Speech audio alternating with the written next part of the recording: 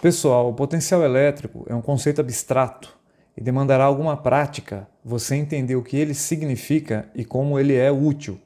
Eu vou fazer duas aulas, essa aqui, teoria, e a próxima, exercícios. Elas são ligadas, então você tem que assistir as duas, beleza?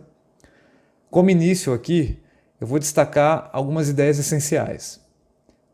O potencial elétrico depende apenas das cargas que geram o campo elétrico e de sua geometria. Na região de campo, calculamos níveis de potenciais que podem ser visualizados de diferentes maneiras. O potencial é a capacidade de cargas interagirem se uma outra carga Qzinho aparecer. Essa capacidade está presente em todo o espaço devido ao campo elétrico. Se conhecermos o nível de potencial em algum lugar do espaço, também conheceremos imediatamente a energia de interação entre o campo com qualquer carga Qzinho colocada naquela região. Basta multiplicarmos a carga de prova pelo nível de potencial onde ela foi colocada. Quando a carga muda de nível, a diferença de energia será proporcional à diferença de potencial associada a essa mudança. Uma ideia comum que utilizamos bastante em mapas é a de curvas de nível, que indicam a elevação de determinada região geográfica. Conhecendo apenas a altura, é possível a gente ter uma noção do tamanho do tombo que a gente levaria se a gente saltasse daquela curva. Ou seja, conhecemos a energia que potencialmente cada curva de nível é capaz de fornecer. Da mesma forma, o campo elétrico gera no espaço ao redor regiões que potencialmente podem fornecer energia. Podemos desenhá-las como mapas de contorno em duas dimensões ou através de mapas de elevação, onde o eixo Z representa a variação do potencial em relação a uma coordenada. Nesse ponto, é importante que você esteja confortável em utilizar os conceitos de energia cinética e energia potencial, porque essa é a abordagem que daremos ao eletromagnetismo agora, o ponto de vista da energia. Da mesma forma que uma mola comprimida armazena energia, o sistema de cargas também armazenará. Ao liberarmos a carga, ela transforma a energia armazenada, potencial, em energia de movimento, cinética. Então vamos relembrar alguns conceitos importantes. Energia cinética é energia associada a um corpo ou a um sistema devido ao movimento, velocidade, dos corpos que constituem o sistema. A gente calcula a energia cinética dessa maneira: massa vezes velocidade ao quadrado dividido por 2. A energia potencial é a energia armazenada no sistema devido à configuração ou posição dos constituintes do sistema. Ela pode assumir várias formas. Por exemplo, energia potencial gravitacional é a energia armazenada no campo gravitacional e associada à posição dos objetos nesse campo.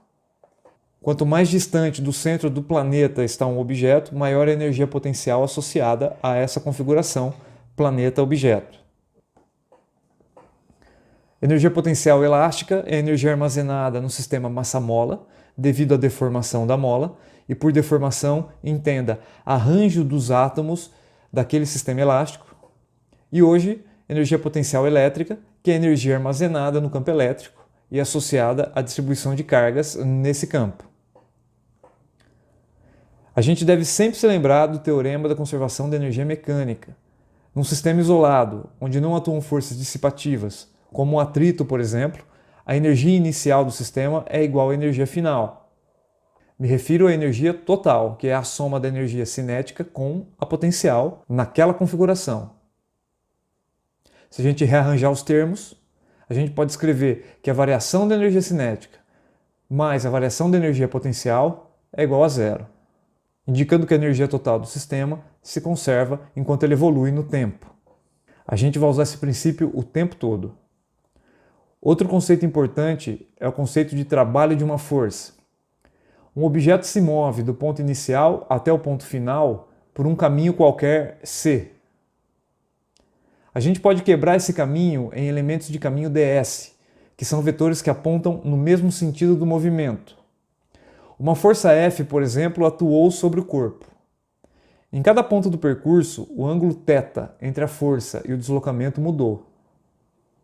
Em cada ponto, podemos determinar a projeção da força F sobre o caminho, fazendo o produto escalar F com ds. A somatória de todas as projeções ao longo do caminho C é o que definimos como o trabalho da força F. O trabalho de uma força é um mecanismo no qual a energia é transferida de um sistema a outro. A próxima definição importante é da variação de energia potencial. Ela é definida como menos o trabalho da força F. Então é necessário uma força de interação entre os objetos para definir energia potencial. É importante lembrar que a energia potencial é definida apenas para forças conservativas, que são aquelas cujo trabalho independe da trajetória adotada. Isto é, depende apenas dos pontos inicial e final. Não interessa o caminho que você adotou entre eles. A força da gravidade, a força elástica e a força elétrica são conservativas. Então agora vamos calcular a energia potencial elétrica. Então a gente usa a força elétrica, que já foi definida algumas aulas atrás, e a definição da energia potencial. A gente faz as substituições e eis o resultado da integral. Vamos desenhar o que aconteceu aqui de uma maneira geométrica. O campo E é gerado por uma distribuição de cargas Q qualquer. Nesse campo existem regiões que potencialmente podem fornecer energia se outra carga Qzinho for colocada ali. Ela sentirá a ação de uma força elétrica. A diferença de energia potencial entre duas regiões do sistema, Qzão e Qzinho, é calculado quando Qzinho se move ao longo de um caminho qualquer entre duas regiões. O vetor ds são os elementos de caminho que apontam na direção do movimento. Então essa integral é tomada sobre todo aquele caminho. Mas de novo, a gente tem que se lembrar que como a força elétrica ela é conservativa, você poderia ter tomado um caminho diferente entre o ponto inicial e final, e o resultado seria o mesmo. Legal? Agora presta atenção nessa última integral, a integral do produto escalar entre o campo e um caminho ds. É ela que é a definição de variação do potencial elétrico. A gente vai definir diferença de potencial elétrico como sendo a razão entre variação de energia potencial pela carga de prova. Quando a gente divide a energia pela carga, a gente está obtendo uma grandeza que depende apenas das cargas que geram o campo elétrico. A unidade do potencial é o Joule por Coulomb, que recebe o nome de volt, em homenagem ao cientista Alessandro Volta, o inventor das pilhas. 1 volt corresponde à energia de 1 Joule recebida por 1 Coulomb de carga. Se um elétron caminha por uma diferença de potencial de 1 volt, é possível calcular a energia dele multiplicando a carga pela variação do potencial. Essa quantidade de 1,6 vezes 10 a menos 19 joules é padronizada como 1 elétron-volt de energia. Então, por exemplo, se um outro elétron é acelerado por uma diferença de potencial de 220 volts, ele possui uma energia de 220 elétron-volts. Além disso, é possível escrever a unidade de campo elétrico como volt por metro, que é o equivalente a Newton por Coulomb. Anota tudo isso, que esse é o grande resumo da aula. Num campo elétrico, os pontos vizinhos que possuem o mesmo potencial elétrico constituem o que chamamos de uma superfície equipotencial. Se uma carga se mover entre pontos que estão sobre a mesma superfície, a energia do sistema não muda. Como, por exemplo, caminhar entre os pontos E e C, na figura da esquerda, ou entre os pontos A e B. Qualquer que seja um caminho, uma carga levada de A até B começa no potencial de 9 volts e termina no potencial de 9 volts. Indicamos o potencial de cada superfície em relação a um referencial adotado como zero. Falaremos sobre isso daqui a pouco. O potencial aumenta em direção à carga positiva que gera o campo e diminui em relação à carga negativa. As superfícies equipotenciais são perpendiculares às linhas de campo em cada ponto. Também vou falar um pouco melhor sobre isso daqui a pouco. Cargas de prova positiva caminham no sentido de menor potencial, enquanto que cargas de prova negativa caminham no sentido de maior potencial. Esse é o movimento natural das cargas. O formato das superfícies depende da distribuição de cargas que gera o campo elétrico. Nos dois desenhos da esquerda, a gente tem uma representação das superfícies equipotenciais de um dipolo elétrico. As linhas de campo estão representadas por setas e as superfícies equipotenciais em vermelho tracejado.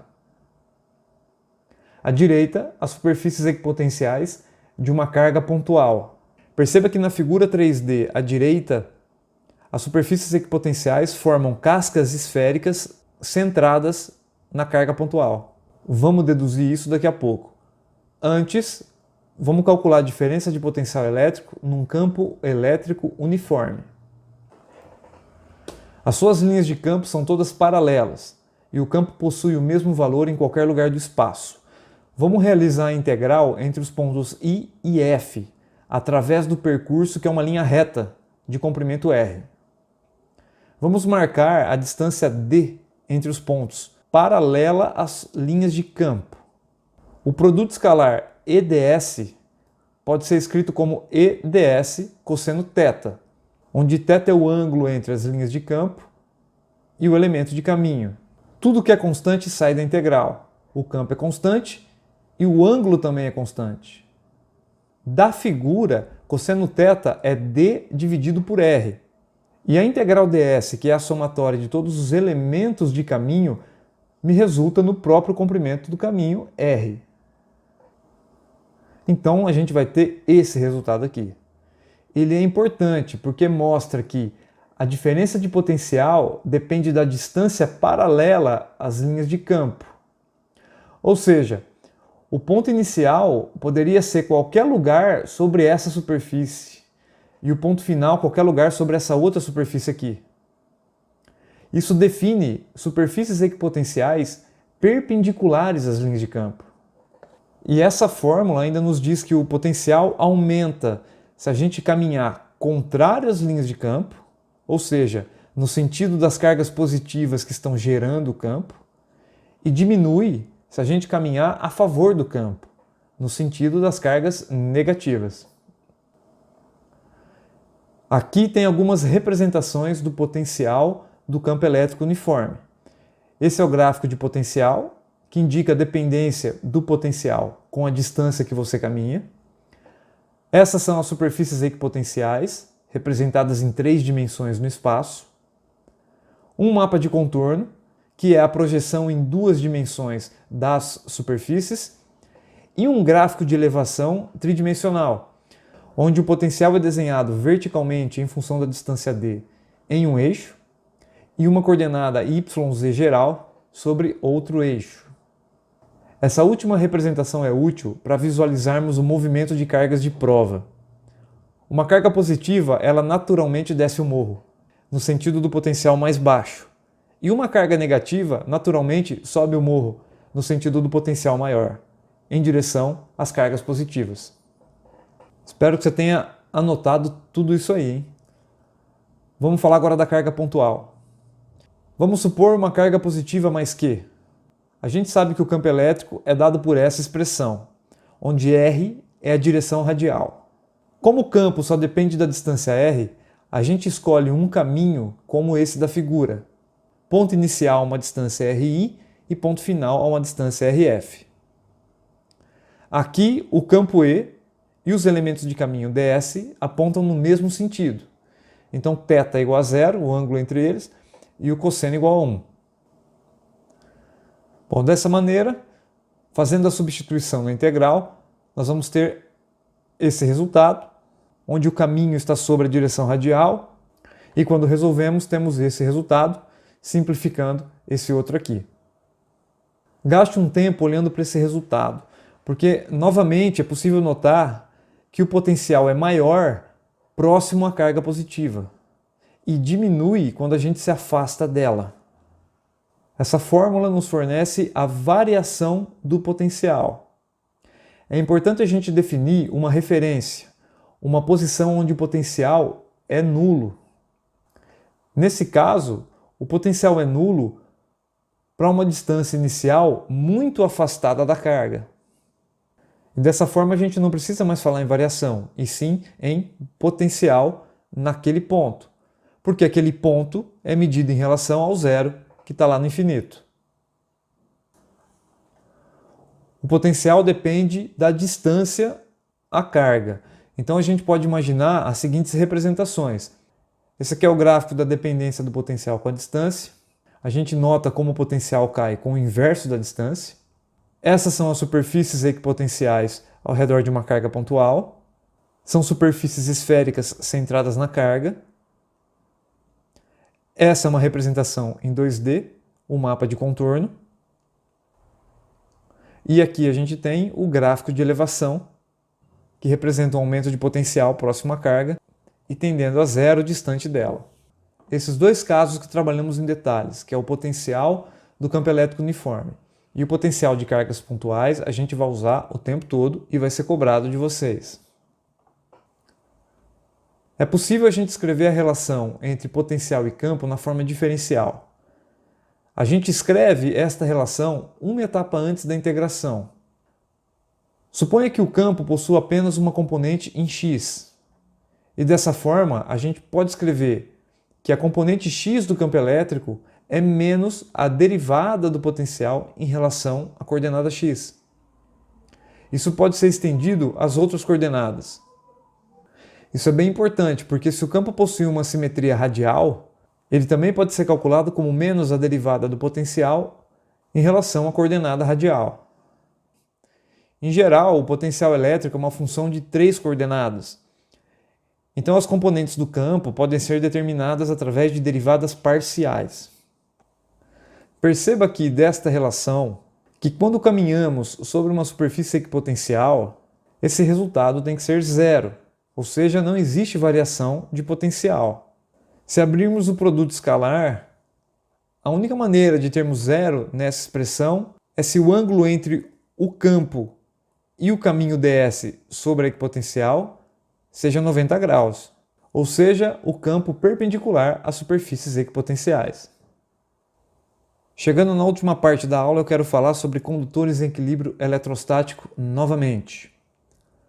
Um condutor em equilíbrio eletrostático é aquele cujas cargas estão em repouso. Representamos aqui um condutor qualquer e o campo elétrico gerado por ele. Essas são as 4 propriedades que estudamos até o momento e a gente já discutiu cada uma delas utilizando a lei de Gauss. A gente vai introduzir agora 2 novas propriedades baseadas no potencial elétrico.